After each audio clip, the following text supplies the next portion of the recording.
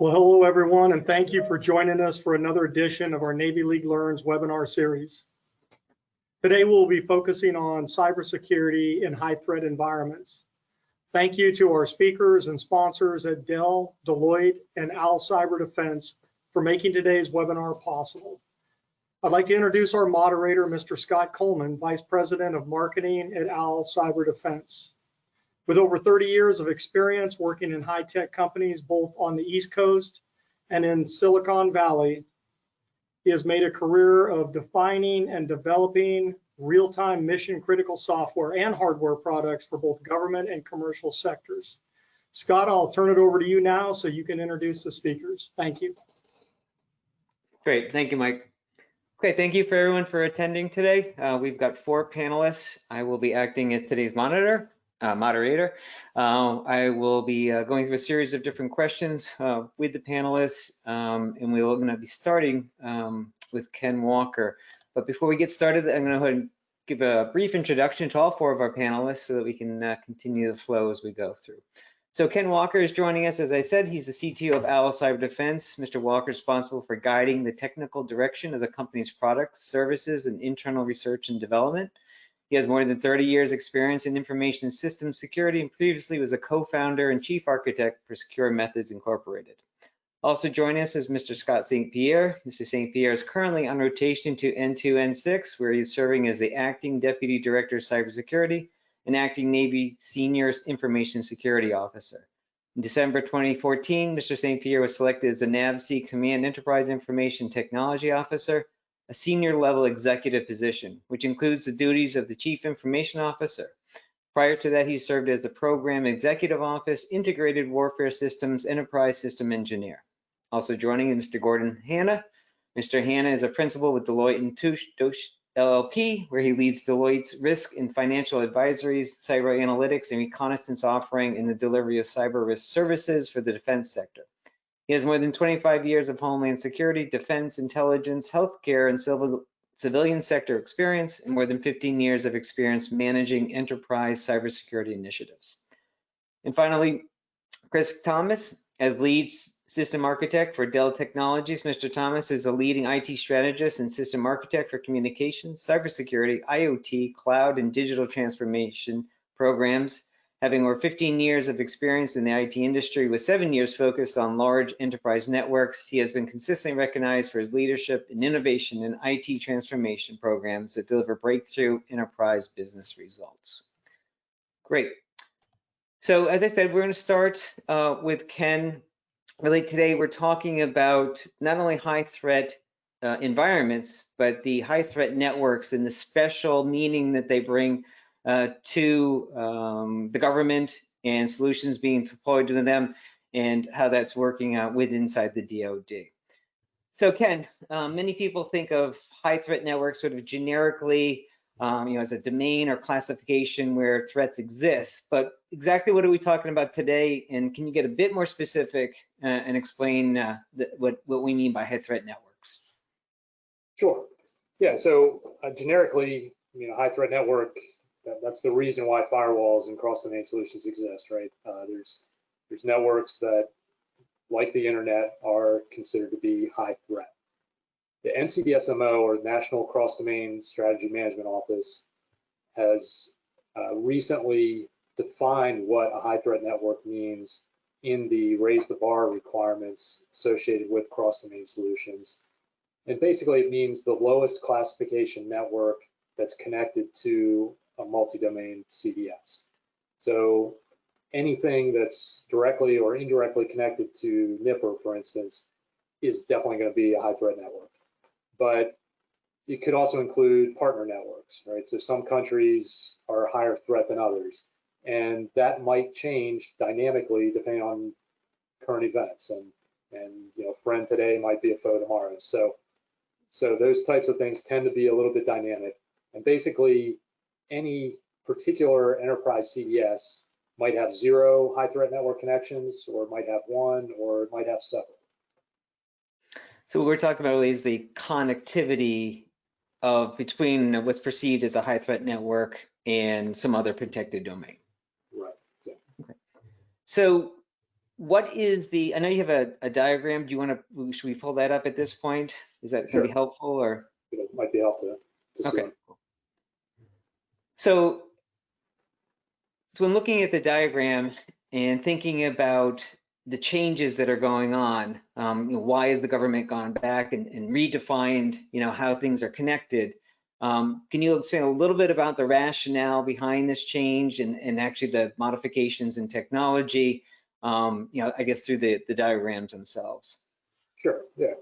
So the goal really is to make it significantly more difficult to establish a bidirectional connection from the high threat network into this enterprise CDS. So currently, high threat networks are treated like every other network, right? You might put a software firewall in front of it, but that's basically it. The new requirements in the Raise the Bar guidance say that all high threat network traffic has to go over hardware enforced one-way transfer mechanisms in each direction. So you need to have a separate ingress and egress path into the enterprise CDS from the high threat network.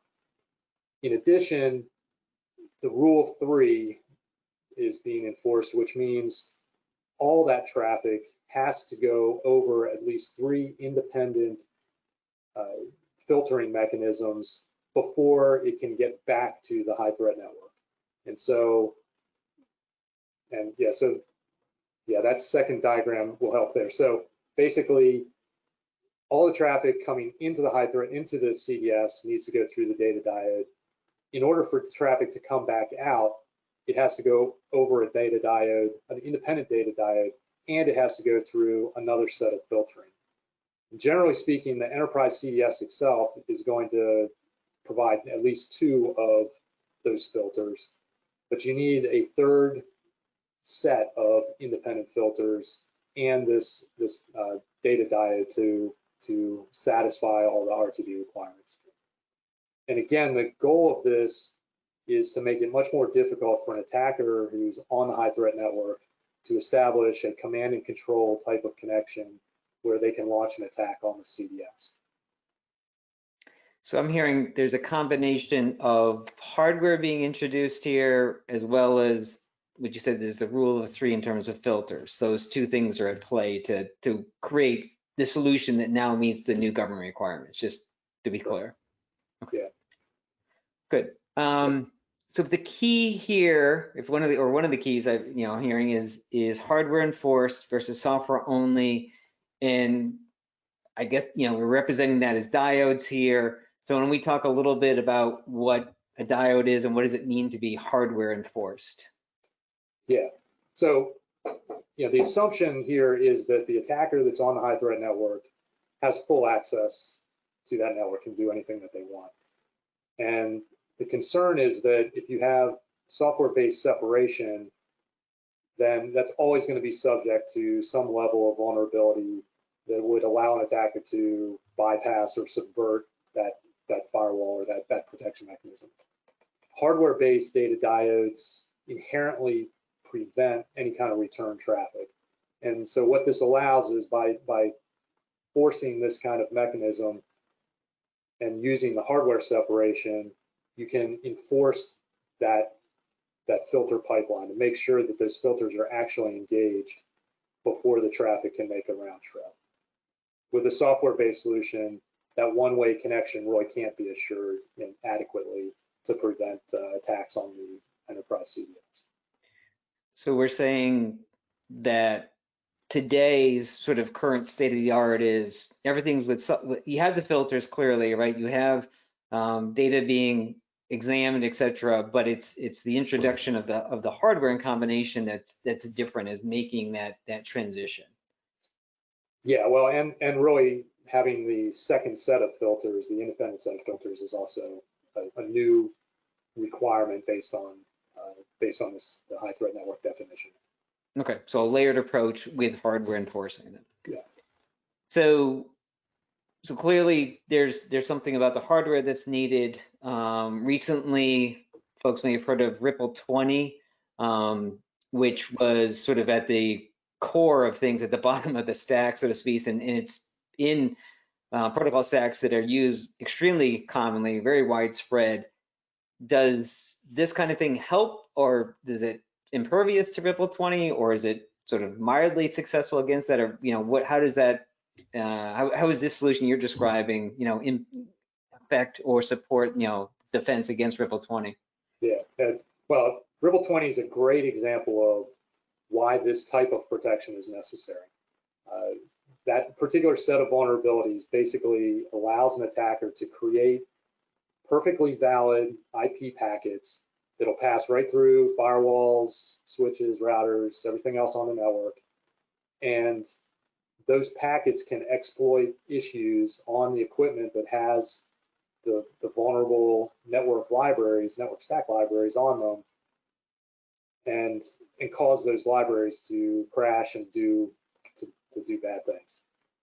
And these vulnerabilities go back 20 years, right? These vulnerabilities have existed in these library stacks for years, and they're embedded in all kinds of equipment, including Intel CPUs, right? So a one-way transfer mechanism with a protocol break inherently addresses this kind of vulnerability, because it doesn't just take the packet and forward it through. It actually takes the payload of the packet, pushes it across the diode, and then recreates the packet on the far side. That way, anything that was maliciously done to the packet headers themselves, the way that the Ripple 20 attacks work, will get dropped, because that malicious manipulation of the headers doesn't pass through. Valid headers get created on the far side. So the equipment itself prevents that type of attack. And the problem is that software firewalls and things like network taps that otherwise can try to implement one-way traffic don't really do this, because in reality they're just passing the packets through. And a firewall might be able to check for some of these things, but then it becomes a cat and mouse game of trying to find each one of these vulnerabilities and address it. Whereas a protocol break over hardware enforcement inherently blocks this entire class of attack. So Ripple 20 was just announced at Black Hat in August. It's very likely that this class of attack has existed. Well, we know it's existed for a long time, and I have a feeling it's been people have known about it for quite a while. And in reality, it's probably why the NCSMO has sort of forced everyone to kind of go down this path of using hardware separation and a protocol break to protect the enterprise CDS. So obviously CDSs aren't new, right? This isn't a new technology. We're talking about some differences here in the architecture. So does this mean we need to replace CDSs, or what's the strategy in terms of existing CDSs, new CDSs, this new requirement, et cetera? How does that sort of all work together? Yeah, so they're not going to throw out enterprise CDSs, right? The idea here is to augment the enterprise CDS with this capability to protect it, to provide additional levels of protection. And that's really what the raise the bar requirements are all about. They're constantly going to be watching for new vulnerabilities, new risks, and having new requirements associated with those to try to address them. So this HTN requirement is going to apply to all the existing enterprise CDSs that have one or more high threat network connections. It's going to be phased in over the next couple of years. It becomes a hard requirement by, I believe, 2023. And depending on your CDS architecture, addressing these requirements may be pretty straightforward. It may be very difficult. It just depends on how your CDS is actually laid out. Owl has been able to address this using some of our technology and our XT Bridge product line in particular, because we have RTB compliant filtering built in and the hardware separation built right into the package itself. So, and the solution with XT Bridge can be applied, or can basically apply these high threat network protections to an existing CDS without having to modify the CDS or the source on the high threat network source. So keep your existing CDS in place, but add this piece of technology to make it sort of compliant with the new standards. Right, and that really was the idea, was they want to, the NCSMO really wants basically the addition of this hardware separation on the connections and then a second set of filtering. Okay. What we've done is put it all together in one package, but it doesn't have to be done that way. Okay, understood, makes sense. In your diagrams, you're showing obviously so a one-way flow in their first use case there, and then two additional use cases. We've got things going in bidirectional or in both directions actually.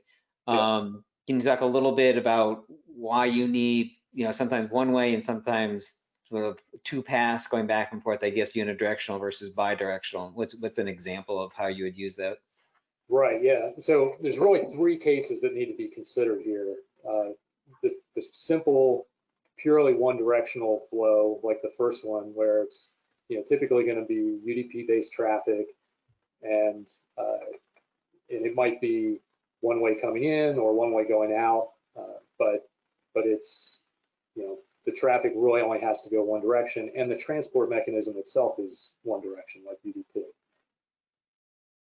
The second use case is more of where a bidirectional protocol is being used, so something that's TCP based, but the data flow itself is actually independent. So, and most message-based protocols are kind of this way. You have a bidirectional TCP based transport, but each message is really independent of the rest of the message flow. So a command can go one direction and response can come the other way, but they can go over separate connections. And as long as the enterprise CDS can be configured with a separate ingress and egress path, physically separated NICs for each one of those, then this one's pretty easy to provide. It's really that bottom diagram there, where you would have potentially a bidirectional transport mechanism where data flow is really coming one way, and then through a set of filters going the other way. But the data flow itself is really independent. The third use case is where you've got truly bidirectional connections, and where a single TCP session has to be maintained, and the data has to really flow in both directions, and they're kind of dependent on each other. This is where things get a little more complicated, because trying to split that traffic up across two diodes and through another set of filters becomes complicated. And this is things like link 16 traffic, for instance, kind of fall into this boat. The equipment expects to be able to establish a session and send and receive packets over that session. And in order to implement something like what the NCSMO is required, it's now you have to be able to break that session up across these different devices and split the traffic up, and basically it's going to break the way that those protocols are supported. We've run into this now as we've gone out to try to help CDS vendors deal with this. It's actually not being addressed by the NCSMO guidance at the moment, and we're working with them to help that. But basically, again, our XT Bridge products can handle this without having to modify the CDS or the high threat network source. We can basically provide the proxying and the communication, control the communication across the diodes, so that we can support that level of protection as well. All right, cool. Thanks, Ken. Thanks for sort of setting the stage here, what we're talking about, some of the technology involved. At this point, I want to turn to Mr. St. Pierre and really look for your perspective as someone in currently serving, working, and how this technology sort of impacts from your perspective. So I guess the first question maybe is, how real are the high threat network threats that you're seeing in your day-to-day operations? So good afternoon, everyone. Again, I do apologize for being late to the webinar. Had a little technical difficulty this afternoon. I do want to thank the Navy League for the invitation. It's always good to get out and away from the office for a little bit to chat with folks. So to answer the question, we're moving in a direction of everything is a high threat network. Nothing can be trusted today. There's a concept out there for zero trust networks. There was a time, a long time ago, when we were developing combat systems, hull mechanical and electrical systems that were self-contained or segregated. And because they did not connect to the rest of the world, all of the components within that network were trusted. In fact, they weren't even really networks. They were analog and serially connected systems, usually copper wire, sometimes one-way directional flow, other times bi-directional flow, depending on the purpose and function of the elements within the system. As we moved towards COTS technology and implemented TCP/IP within our combat systems, within our enterprise networks like NMCI, we began to understand that the threats that we were introducing into our information systems were significant and hard to battle. Within the last 3 years or so, the concepts of zero trust network have really taken root, and so we're moving in a direction where we are not trusting anything. As it relates to cross-domain solutions, really there are two functions that we use these cross-domain solutions. The first is automated step-down of classified material for systems to use where we don't have any kind of operator in the loop. This permits the Navy and DoD to share data either automatically from system A to system B, such that we don't leak any classified information, but we do get the information needed to close a fire control loop or be able to move assets where they need to go without really any interference from an operator. The other one then is when we're sharing data with our coalition partners. And that's really where the concept of the high threat networks comes in. We have no control over our coalition or partners. We don't know who they're permitting to gain access to the system. And we don't know what threat actors are actually on those systems already. So for us to be able to trust them, it really doesn't make sense. So the whole idea behind the cross-domain solution is to be able to take that classified material, sometimes at the TS level, sometimes at the secret level, scrub it, take away any of the sensitive information, and provide our coalition and allied partners just the information that they need to be able to move forward. Raise the bar is really an effort to upgrade our obsolete hardware and software and to rethink how we've been doing cross-domain solutions for the reasons that were just discussed. As with anything, we're waking up to the reality that we can't put something out there for 5, 10, and 15 years and expect that our adversaries won't figure it out. The same holds true for the cross-domain solutions that have been around for a while. So raise the bar really is just an effort to begin to upgrade and to rethink how we're doing business so as to better protect our systems. Over. Sure, thank you. So in general, I mean, it sounds like this is not a point in time where you have to make a transition. This is something, it's an ongoing effort. We're always looking, so there's not a timeline, geez, in 3 months we'll be done with all this sort of upgrades and we don't have to think about it again. It's a persistent effort. Is that fair to say? Yes, that's correct. It's the acknowledgement that technology moves very rapidly. Our adversaries are staying up not only with the technology and its components, being the OSs and the various software applications we're using, but also doing quite a bit of research into where U.S. Navy and DoD are going with the technologies that we're looking to field. Over. Yeah, thank you. So I assume there's lots of different equipment that's deployed, different platforms that's deployed. It's probably not a one size fits all for this kind of solution. I assume you're exploring many different avenues in terms of solving these problems. Yeah, absolutely. Raise the Bar has several specifications that were just discussed. We have to look across the broad spectrum. It's hardware, it's software, it's the algorithms that we're using. It's thinking through ways to further complicate the adversary's ability to get in there. But it's also looking at it from a holistic cybersecurity architecture, because the reality is we're never going to keep them out. So the goal will be to do what we can to alert and then maneuver the network away from whatever that threat actor might be coming in. So if you look at the broader context of industry, telecom companies like AT&T and Verizon and the like, they literally have thousands of switch rooms and thousands of server rooms. And as they start to see threats come in, they literally quarantine that particular server or switch farm and maneuver the network away from that threat activity. Navy's looking to do that in a more holistic way as we move down the pike. Over. Makes sense. Ken mentioned, we talked about Ripple 20. Are those specific types of threats like that, or things that concern you and your office? Or is it more general kinds of things you're looking at, or is it a mixture of both? We rely heavily on what the Intel threat reports are telling us.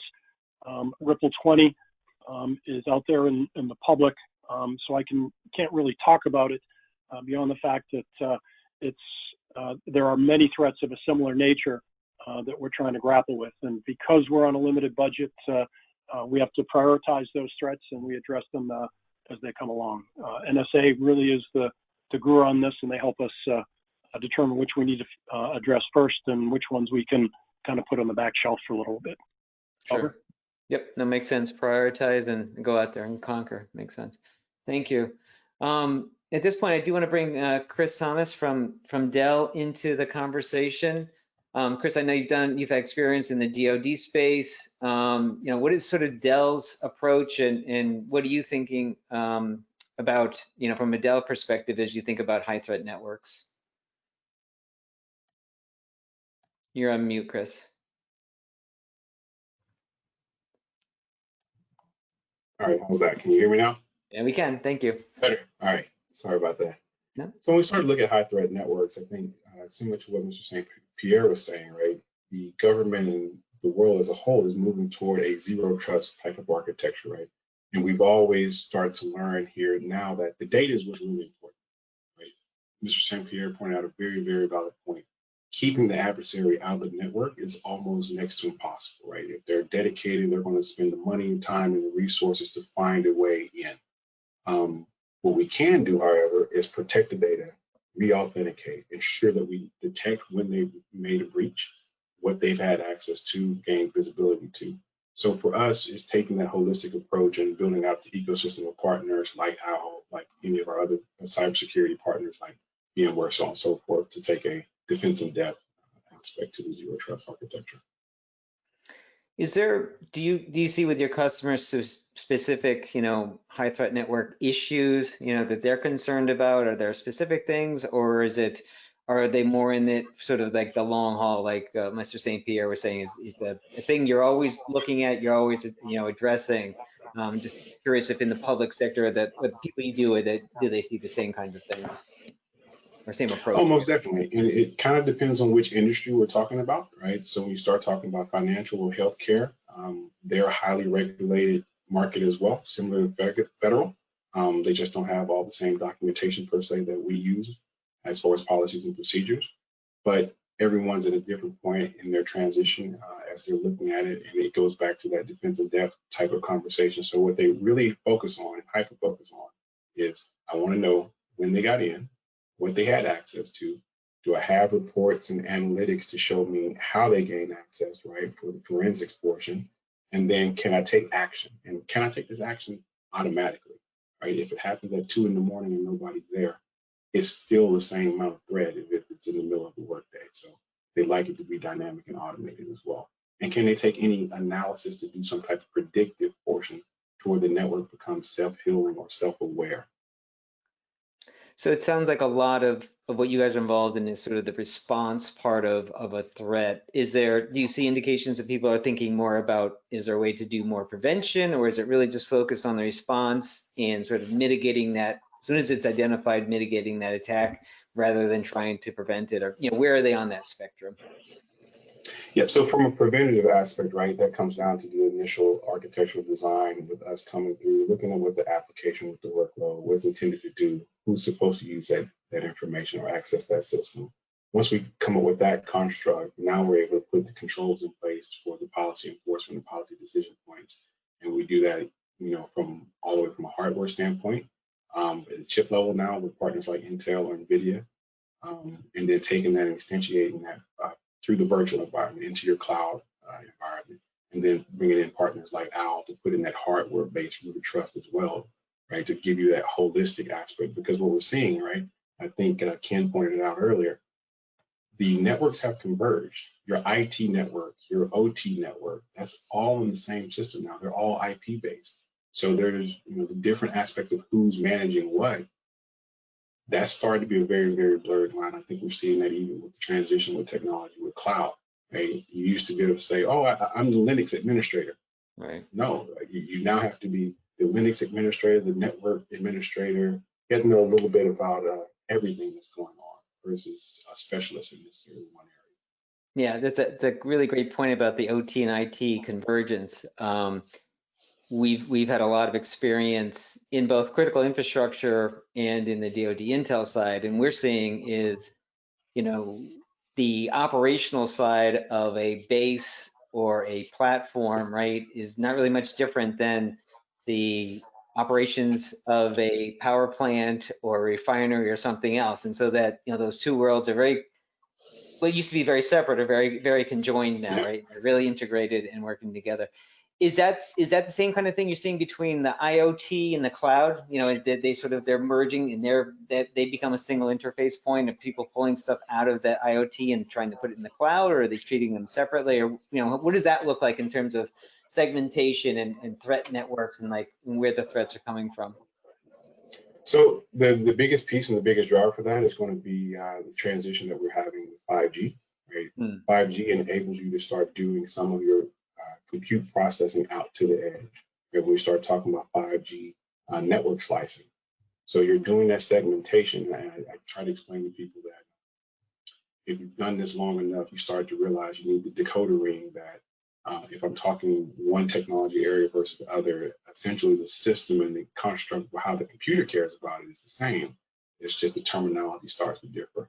So when we start talking network slicing, it's very, very similar to when you start talking about having a micro-segmentation conversation, right? So when I look at IoT devices or virtual reality or any of our, Office 365 type of workloads and applications, right? I would start to look at the network design. Do I want to allocate separate network slices? And then now I can enforce that through everybody's familiar with our original hardware-based SIMs that we put in our mobile devices. Well, now they've shifted to a certificate-based type of authentication method. So you do an eSIM, right? And so each one of these eSIM, you can equate that to the same, similar to an X509 certificate. That is what dictates what you have access to on the network. So now I can really start to do some of that policy enforcement that I want to based off of each data asset that you're trying to reach. So I think that convergence is very much so starting with IoT, and I think with the private 5G networks, we're going to see. That's a really good. Yeah, the whole aspect of 5G and its impact is going to be really significant. Appreciate your insights there. At this point, I'm going to switch over to Gordon. Gordon, I know you guys and Deloitte have a lot of experience more on the services side, right? So not so much the actual products, but actual services and how that works. So what are things that Deloitte is seeing in terms of concerns around high threat networks, and how are you addressing them and helping your customers deal with them? Thanks, Scott, and thanks to the Navy League for hosting today. Really appreciate the opportunity. I think fundamentally we're helping at all stages of what we would term the system development life cycle. It's important as new systems are designed to develop that cyber security is designed in using capabilities I think you've heard discussed today, such as across domain solutions, data diodes, along with strong encryption of data at rest in motion. We've been working hard to also get security monitoring in place for these high threat networks. In particular, we've put a big focus on weapon systems.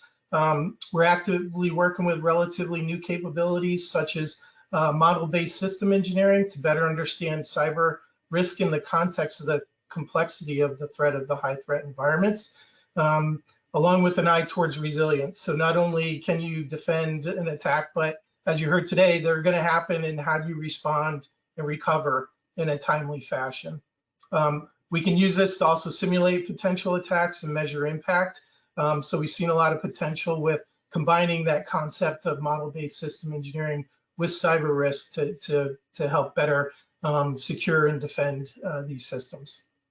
So you mentioned system monitoring. That's like referring to a sort of remote monitoring. Is that like a SOC, or what is exactly you guys performing in that respect? Yeah, so we're helping design and develop and implement these monitoring capabilities. We really want to get into that identify, protect, detect, and respond life cycle. And as you heard previously, a lot of these architectures include both IT and OT components, which of course expands the attack surface area that grow over quite honestly, the attack surface area grows over the life cycle of the systems we work with in the department today. You really need to work hard to get monitoring in place. That's been a key focus for us. A lot of these systems have been designed, developed, and implemented and have to operate with high availability. So how do I pull data off those systems in a way that doesn't interfere with the system availability, but allows me to look at the data and really map behaviors over time and look for anomalies in that data. So we've been spending a lot of energy in getting monitoring in place, in particular, and the ability to notify and respond to potential cyber, at least anomalies, if not attacks and threats. So, people are familiar with tools like Splunk and that kind of, is that the kind of like sensor data that you guys are pulling out of the networks and looking at using, I don't want to say standards based, Splunk isn't a standard, but certainly it's very widespread in terms of its deployment? Are you more like syslog and SNMP traps? Or what is the kind of data that you're collecting? Where are you getting it from?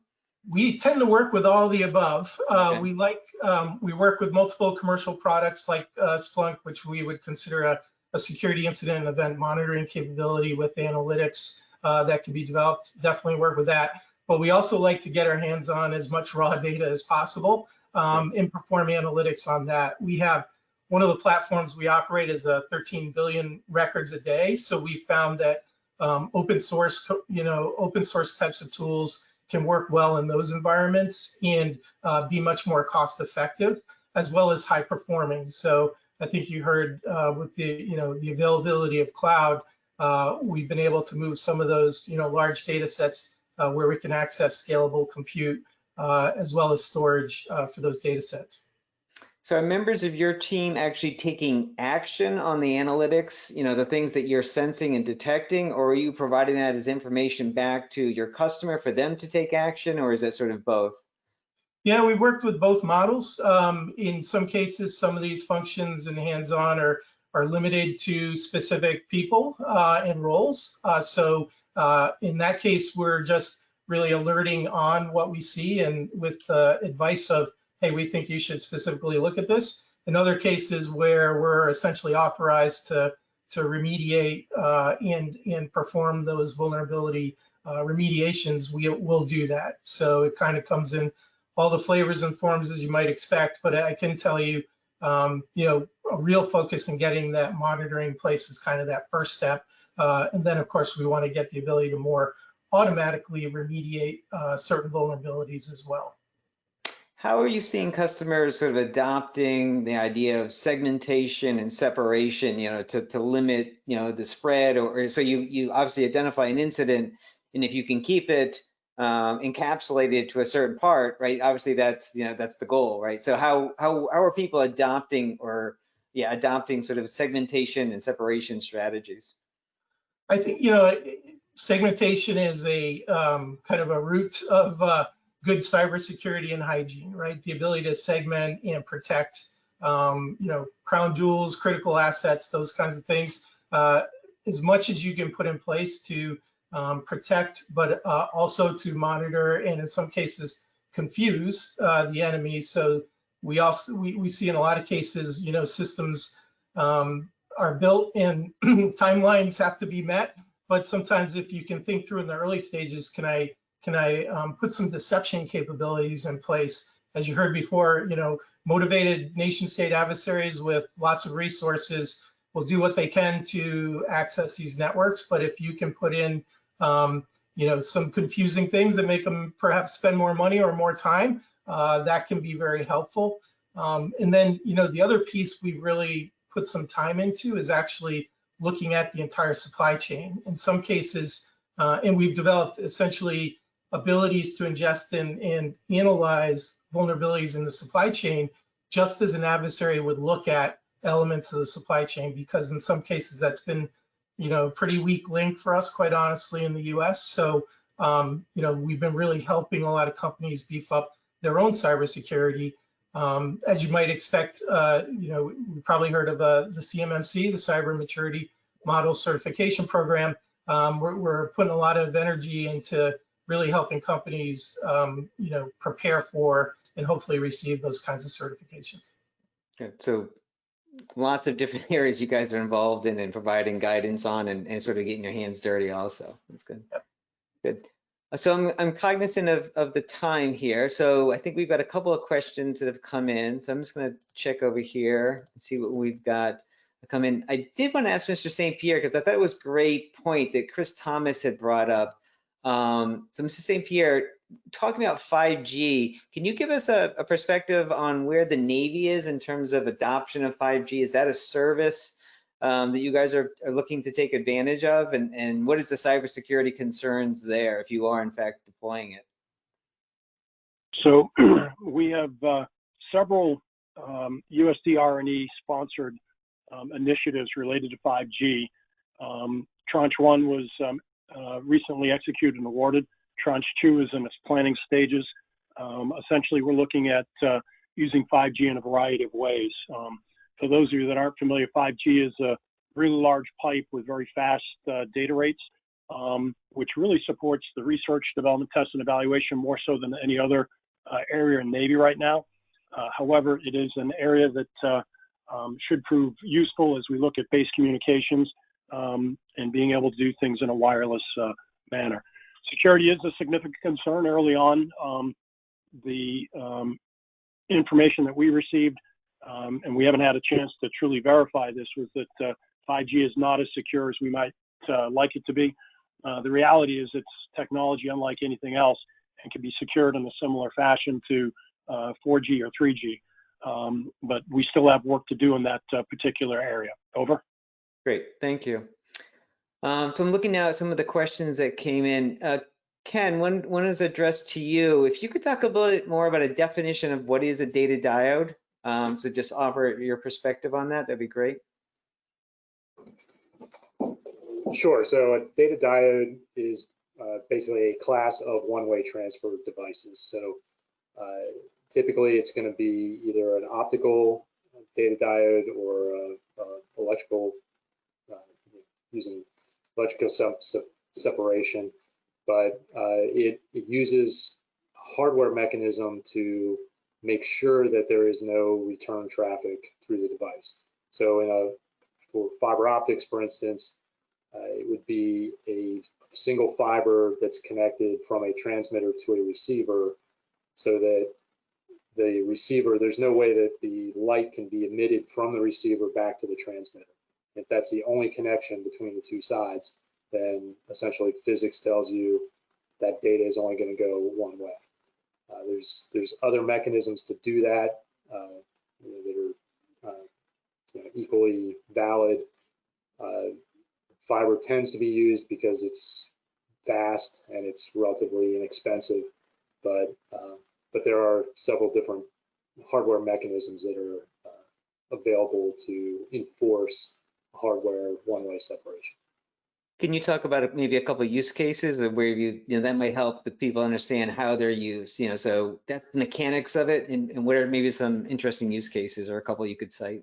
Sure. So one good one is in a lot of cases, there was some discussion about OT versus IT. In a lot of skate environments, you have sensors and things that are monitoring equipment that's in that network, and the OT network wants to be able to export that information, wants to be able to get logs or sensor data out of the network, but they have to make sure that nothing can come back in, that the operations in the OT network cannot be interrupted by this. And so the ability to use a hardware enforced data diode mechanism to allow specific types of data out. And in this case, again, log information or sensor data. OSIsoft Pi is widely used in SCADA networks to be able to monitor lots of different equipment. It's very useful to be able to analyze that Pi data from a business perspective, in addition to using it to monitor your network to make sure that it's operating properly. But you don't want the export of that Pi data to lead to a mechanism where an attacker could come back through and start to make changes in that network. So we find that data diodes are being used very frequently in those kind of SCADA environments where you want guaranteed separation, where previously it had to be an air gap, but from a business perspective, you really need that data out. Data diode can preserve that air gap and still allow controlled export of the data, egress of that data. So in the same way that Gordon was talking about getting, content data out for doing analytics and analysis, the description of the OSIsoft historian is really, you're not doing forensics data, you're just actually doing operational data, right? This is just stuff to run my business. It's remote monitoring of data that's inside that network, but it's business related data versus security related data. Exactly, yeah. And it's the same use case, same problem, Right. essentially. It's just different type of data, but yeah, it's any situation where for some reason you want some information to come out and you want to make sure nothing else can come back in. That's where a data diode fits in. Good. And Thank you. it's a more powerful mechanism than a firewall, for instance, because the hardware is enforcing that traffic. There's nothing that an attacker could do to turn a properly built hardware data diode around.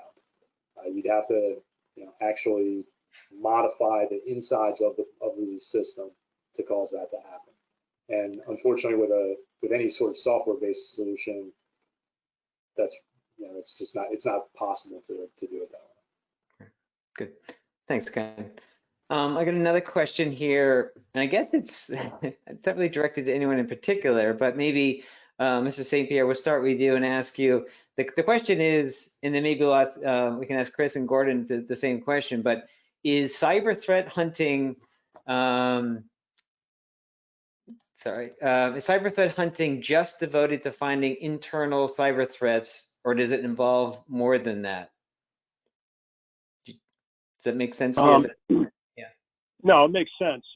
Though I would argue that an insider threat is one of our folks who went off the rails, whereas a compromised box, because we have an adversary in the network, we do hunt operations against both. And there's various techniques that we obviously use for that. So I guess that's the simplest way to answer it. We are always concerned about folks that, for whatever reason, the Snowdens, the Mannings, who have, for one reason or another, decided that they have some grudge that they hold, or some reason that they want to turn against the U.S. And so we do have those concerns. And every year we find plenty of people willing to sell U.S. secrets via the cyber realm. But we also do significant hunt against our adversaries, and that occurs at all levels in the system, and we're deploying more and more of those hunt capabilities on a regular basis. Over. Thank you. And Chris, to you, the same question. What are your customers looking? Do they have a perspective on threat hunting, and how is Dell working with that? You're on mute, Chris. Somebody should sync those things together. That's an idea for somebody. Just want 5% whenever they do it. So most definitely, depending on the market space, a lot of the customers do have their own forensics team as well as their own red and blue teams in-house. And so they will go look at who's trying to compromise, where are they trying to get access to take some of the preventive action. And then, right, the proliferation of AI and machine learning. Now I can start to use that for analytics and automation to kind of get in front of that. But you, like Mr. St. Pierre said, you do have to account for both cases, because depending on what information, what data they're actually trying to get access to, and they're trying to get to the crown jewels, regardless of who's doing it, the impact to the organization is the same. Okay, good, thank you. And Gordon, we'll give you the last word. What is your impressions, and where does Deloitte come in terms of the threat hunting scenario? Yeah, we're trying to look as far left of attack as we can. We spend a lot of time in the gray space, you know, the internet domain, public and dark web, looking for those risks to organizations and hopefully giving those organizations a heads up. Doing things like nth-hop analysis. So an organization may trust the first place their data is going, but there might be follow-on places it's going they're not aware of. Looking at things like third-party risks. So they're connected to, let's say, a company, and that company has cyber exposures and risks. And then the third dimension, and it was alluded to a little bit around not only insider threat, but I'd almost say unknowing insider threat. So people who pose extensive cyber risk to an organization because of how they present themselves on social media, for example. So we are always trying to get as far, you know, left of that attack life cycle as we can. Great, thank you. All right, so I'd like to thank all of our panelists for joining us today. Appreciate the time you took. I appreciate everyone for tuning in today for the webinars. Apologize for starting a little bit late and for you to hanging in with us to the end here. And at this point, if Mike Stevens could just wrap it up for us, that'd be great. Yes, thank you, Mr. Coleman, for today's webinar, and thanks to all the panelists for joining us today. We'd also like to thank our sponsors, Dell, Deloitte, and Al Cyber Defense. We hope you're able to, we hope you can join us for our next webinar on November 12th. It'll be on the Jones Act. We'll be featuring former Coast Guard Commandant Admiral Paul Zumkoff, retired Congressman Ernest Istuk, Timothy Walton, a fellow at the Hudson Institute Center for Defense Concepts and Technology, and of course our very own Navy League National Vice President, John Kaskin. Thank you again, everyone, for joining us, and I hope you have a wonderful day.